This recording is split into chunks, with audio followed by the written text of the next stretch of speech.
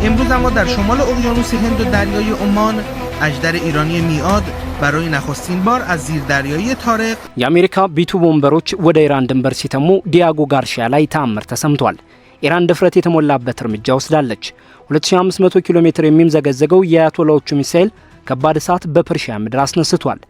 የቻይና የስለላ መርከብ ዳያንግ ሃዎ በአረብ ባህር ላይ ከዩኤስ አብርሃም ሊንከን አቅራቢያ መገኘቷ ደግሞ ሁኔታውን ይበልጥ ስብስብ አድርጎታል። መረጃውን በዝርዝር ይዘናል። አብራችሁን ቆዩ።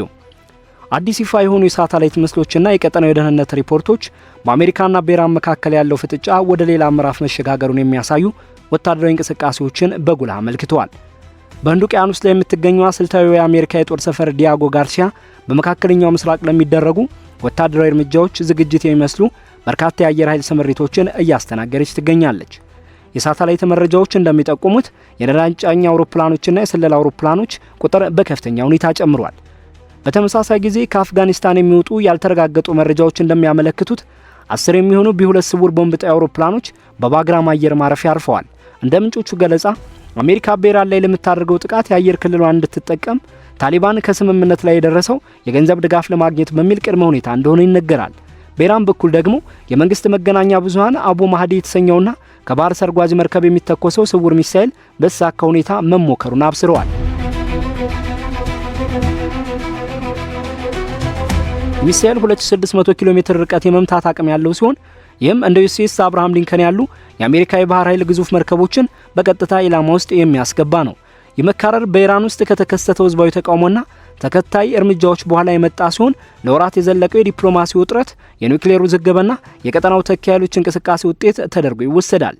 በመካከለኛው ምስራቅ ያለው የአሜሪካ ወታደራዊ አቋም ፕሬዝዳንት ትራምፕ ስልጣን ከተመለሱ በኋላ ፈጣን ለውጥ እያሳየ መጥቷል። የአሜሪካ ስምሪት በዋናነት የኢራንን የኒውክሌር መርሃ ግብር ግስጋሴ ለመግታትና ለታጣቂ ቡድኖች የምታደርገውን ድጋፍ ለመከላከል ያለመ ነው። በሌላ በኩል ኢራን የምታደርጋቸው ሚሳኤል ሙከራዎችና በአሜሪካ ወዳጆች ላይ የምታሰማው ዛቻ የተመጣጠነ የመከላከያ አቅም ለመገንባት የምትከተለው ስልት አካል ነው። ሚዛር ቪዥን በተሰኘው የቻይና ተቋም የወጣው የሳተላይት ምስል አሜሪካ ከእንግሊዝ ተከራይታይም በምትጠቀመው ዲያጎ ጋርሺያ ደሴት ላይ ከፍተኛ አውሮፕላኖች ክምችት መኖሩን አረጋግጧል። ምስሎቹ 3 ኬሲ 135 በአየር ላይ ነዳጅ የሚሞሉ አውሮፕላኖችን፣ አንድ P-8A የባህር ክትትል አውሮፕላን፣ አንድ HC 130J ለጦር ሜዳ ፍለጋና መደን የሚውል አውሮፕላን እንዲሁም አንድ MC 130J ለልዩ ኦፕሬሽኖች ድጋፍ የሚሰጥ አውሮፕላን በግልጽ ያሳያሉ። በተጨማሪም በፕላኔት ላብስ ያወጣቸው ምስሎች እንደሚያሳዩት በጥር ወር ማብቂያ ላይ 4 ቢ52 ቦምብ ጣይ አውሮፕላኖች፣ 6 ኬሲ 135 ነዳጅ ጫኞች እና 1 C-17 የጭነት አውሮፕላን በደሴቱ ላይ ሰፍረው ይገኛሉ። እነዚህ ንብረቶች አሜሪካ ከርቀት ሆና የማጥቃት አቅሟን የሚያሳድጉላት ሲሆን በተለይም የኬሲ 135 አውሮፕላኖች መኖር አሜሪካ በመካከለኛው ምስራቅ በሚገኙ ሀገራት ወታደራዊ ሰፈሮች ላይ ሳትደገፍ ኦፕሬሽኖችን ለማከናወን ያስችላታል። ዲያጎ ጋርሺያ ከኢራን በግምት 3700 ኪሎ ሜትር ርቀት ላይ የምትገኝ በመሆኗ አብዛኞቹ የኢራን የአጭር ርቀት ሚሳኤሎች ሊደርሱባት የማይችሉበት አስተማማኝ ማዕከል ነች። በታሪክ ደሴቱ በአፍጋኒስታንና በኢራቅ ለተደረጉ ጦርነቶች የአሜሪካ ቦምብ ጣይ አውሮፕላኖች መነሻ ሆና አገልግላለች። በአሁኑ ወቅት የባህረ ሰላጤው ሀገራት አሜሪካ በኢራን ላይ የምትሰነዝረው ጥቃት ግዛታቸውን ለመፍቀድ ባለመፈለጋቸው የዲያጎ ጋርሺያ ሚና ከመቼውም ጊዜ በላይ ጎልቶ ወጥቷል። ግሎባል ታይምስ እንደዘገበው በጥር አጋማሽ ላይ የታዩት 2 C-17 አውሮፕላኖች ብቻ ነበሩ። ሆኖም በጥር ማብቂያ ላይ ወታደራዊ ግንባታው በከፍተኛ ፍጥነት ጨምሮ ቢ52 እና ቢ2 ቦምብ ጣዮች መታየት ጀምረዋል። ኤቢሲ ኒውስ የፕላኔት ላብስ ምስሎችን በማጣቀስ እንደገለጸው ይህ እንቅስቃሴ ባሳለፍነው ዓመት ከታየው ጋር ተመሳሳይ ሲሆን በወቅቱ 6 ቢ2 አውሮፕላኖች በጥቂት ቀናት ውስጥ ደሴቱ ላይ ማረፋቸው ይታወሳል። የወታደራዊ ግንባታ አሜሪካ በኢራን ውስጥ ለምታደርጋቸው የልዩ ኃይል ወረራዎች ካቀደችው ዝግጅት ጋር የተያያዘ እንደሆነ ይገመታል። ኒውስ እንደዘገበው ደግሞ ተጨማሪ F-15 ተዋጊ አውሮፕላኖችና C-5M የጭነት አውሮፕላኖች የሰፈሩ ሲሆን ይህም ደሴቱ ለረጅም ጊዜ የሚቆይ ወታደራዊ እንቅስቃሴ ዝግጁ መሆኗን ያሳያል። የቻይና ስለላ መርከብ ዳያንግ ሃዎ በአረብ ባህር ላይ ከዩኤስ አብርሃም ሊንከን አቅራቢያ መገኘቱ ሁኔታውን ይበልጥ ውስብስብ አድርጎታል።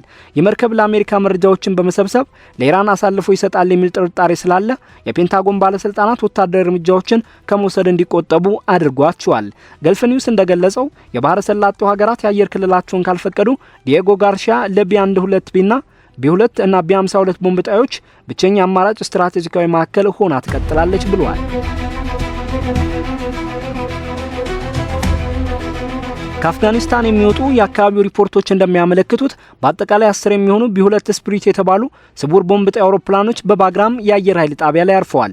እነዚህ መረጃዎች እንደሚጠቁሙት ታሊባን አሜሪካን ስትራቴጂካዊ ጦር ሰፈር በኢራን ላይ ለምታደርገው ወታደራዊ ዘመቻ እንድትጠቀምበት ፈቃድ የሰጠው በምላሹ የ$1 ቢሊዮን የገንዘብ እርዳታ ለማግኘት ከስምምነት ላይ በመድረሱ ነው። በኤክስ ማህበራዊ ትስስር ገጾች ላይ በስፋት የሚዘዋወሩት እነዚህ ዘገባዎች ቦምብ ጣይ አውሮፕላኖቹ በባግራም የደረሱት በአሜሪካና በኢራን መካከል ያለው ፍጥጫ እጅግ በከረረበት ወቅት መሆኑን ይገልጻሉ። በፈረንጆቹ 21 በአሜሪካ ጦር ተለቆ የነበረው የባግራም አየር ኃይል ጣቢያ ከኢራን ድንበር በግምት 1500 ኪሎ ሜትር ብቻ ርቆ የሚገኝ በመሆኑና ግዙፍ አውሮፕላኖችን የማስተናገድ አቅም ስላለው እጅግ የላቀ ስትራቴጂካዊ ፋይዳ አለው። ፕሬዚዳንት ትራምፕ ባግራም ከቻይና ኒውክሌር ጣቢያዎች አቅራቢያ የሚገኝ መሆኑንና የኢራን እንቅስቃሴ ለመከታተል ያለውን ምቹነት በመጥቀስ ጣቢያውን ዳግም በአሜሪካ ቁጥጥር ስር ለማዋል ያላቸውን ፍላጎት በተደጋጋሚ ሲገልጹ ቆይተዋል። የኤንቢሲ ኒውስ ዘገባ እንደሚያሳየው ትራምፕ ይህንን ጣቢያ መልሶ መያዝን ከቻይናና ኢራን የሚመጡ ስጋቶችን ለመመከት እንደ ዋነኛ ስልት ነው የሚመለከቱት። አልጀዚራ በበኩሉ ታሊባን በ2020 የዶሃ ስምምነት መሰረት የሀገሪቱን ሉዓላዊነት እንደሚጠብቅ በመጥቀስ የትራምፕን ጥያቄ ውድቅ ማድረጉን ዘግቦ ነበር። ሆኖም ግን ባሳለፍነው ዓመት ላይ አንድ የሲ-17 አውሮፕላን በባግራም ማረፉን የሚገልጹ ዘገባዎች ወታደራዊ ጣቢያው በዝምታ ተላልፎ እየተሰጠ ነው የሚል ግምት እንዲናፈስ ምክንያት ሆነዋል። የኤፍፒ መረጃ አጣሪ ቡድን ታሊባን ባግራምን አሳልፎ ሰጥቷል የሚለው ወሬ መሰረተ ቢስ መሆኑን በመግለጽ የአሜሪካና የታሊባን ባለስልጣናት እንዲህ አይነት ዝውውር መደረጉን ማስተባበላቸውን አስታውቋል። የሎሊ ኢንስቲትዩት በበኩሉ በትራምፕና በታሊባን መካከል ሊኖር የሚችለውን ድርድር ሲተነተን ታሊባን ግዛቱን አሳልፎ ለመስጠት ያለውን ጽኑ ተቃውሞ አመልክቷል። ዲፌንስ ፖስት የአፍጋኒስታንን መሬት አሳልፎ መስጠት የማይታሰብ መሆኑን የገለጹ የታሊባን ባለስልጣናትን ጠቅሶ ዘግበዋል። እንደ ዋር ፓልስ ያሉ ተንታኞች የ$1 ቢሊዮን ልውውጡን እንደ የአውሮፕላኖቹን ምስሎች በማጋራት ወሬውን አቀጣጥለውታል። ሮይተርስ በበኩሉ አሜሪካ ከታሊባን ጋር የጸረ ሽብር ዘመቻዎችን ለማካሄድ በሚያስችል ሁኔታ ላይ ንግግር እያደረገች መሆኑን ቢገልጽም የቦምብ ጣይ አውሮፕላኖችን ስምሪት ግን አላረጋገጠም። ዘ ዎል ስትሪት ጆርናል በባግራም ዳግም ወታደራዊ መኖርን ስለማረጋገጥ ውይይቶች መኖራቸውን ጠቁሟል። የባግራም ጣቢያ አጠቃቀም እውነት ሆኖ ከተገኘ ለቢ2 አውሮፕላኖች የበረራ ጊዜን በእጅጉ በመቀነስ በኢራን ኢላማዎች ላይ ትክክለኛ ጥቃቶችን የመሰንዘር አቅምን ይጨምራል። የታሊባን የምጣኔ ሀብት ችግር ትራምፕ በሬድሬስ ስም ለሚያቀርቡት ድርድር ምቹ ሁኔታ ሊፈጥር እንደሚችል ቢገመትም በሞስኮ ፎርማት የተሰባሰቡ የጎረቤት ሀገራት ግን በአፍጋኒስታን ውስጥ የውጭ ሀገር ወታደራዊ መሰረተ ልማት እንዳይኖር ተቃውሟቸውን ገልጸዋል።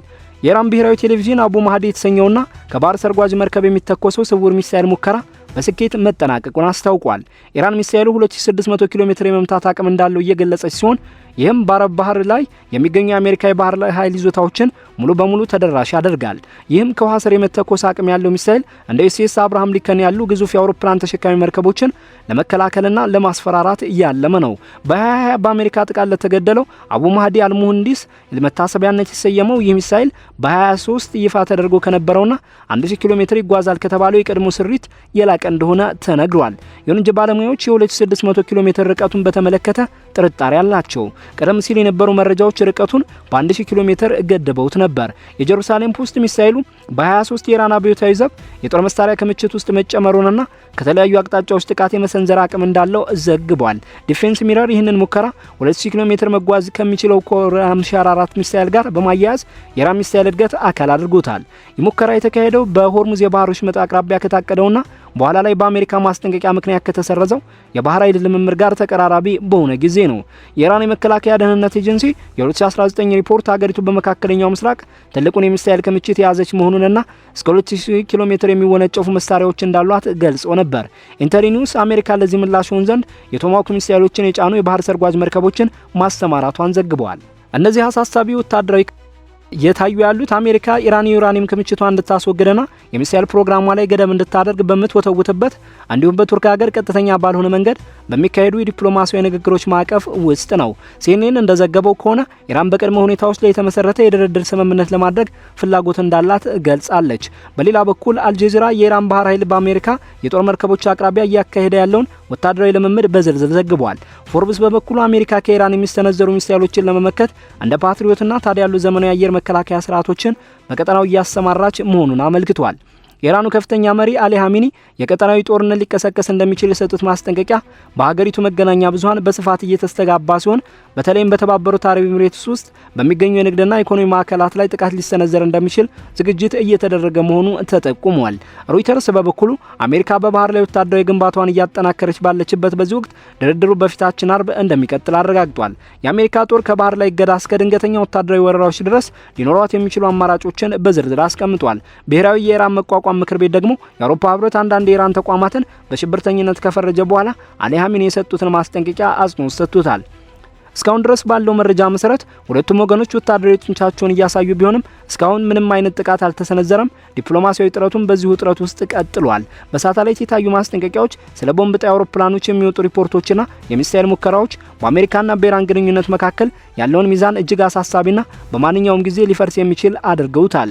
በዚህ ምክንያት በቀጣዮቹ ጥቂት ቀናት የሚደረጉት የዲፕሎማሲያዊ ንግግሮች ውጤት የቀጠናውን ሰላም ወይም ግጭት የሚወስኑ ወሳኝ ኩነቶች እንደሚሆኑ ይጠበቃል። ዓለም አቀፉ ማህበረሰብም ይህንን የኃይል ፍጥጫ በከፍተኛ ጥንቃቄ እየተከታተለው ይገኛል።